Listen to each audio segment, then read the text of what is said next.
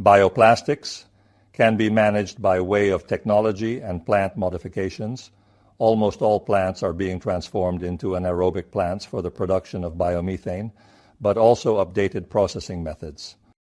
For example, plants can adapt the aerobic processing times or reuse the waste as a structuring agent for more processing cycles, thereby reducing the waste to be disposed of.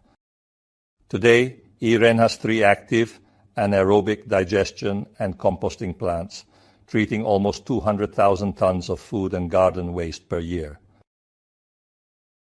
This waste contains an average of 8 to 12% non-compostable material, depending on the different periods of the year and geographical areas. Most of this material is still plastic, despite the fact that the regulation requiring the use of biodegradable plastics is more than 10 years old.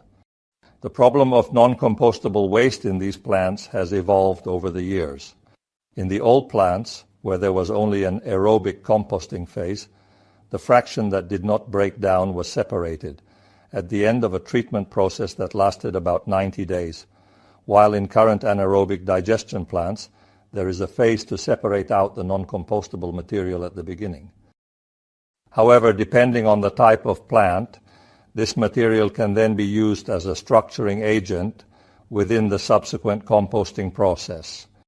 It is used in place of a green fraction in the aerobic composting phase, so it is again separated at the end of the process. The biodegradable plastic is broken down by the process, while the residual plastics are either disposed of or sent to a waste-to-energy plant for energy recovery. Between the anaerobic and aerobic phases, the process generally lasts about 90 days. The plants have undergone an evolution in order to be able to process this type of material. What makes the treatment of the organic fraction difficult is obviously all the non-biodegradable material. I wish that non-biodegradable items were easy to identify, because the public do not typically have the time or desire to investigate each product. Clear labeling, information campaigns, and precise identification are obviously necessary to help citizens understand what is biodegradable and what is not.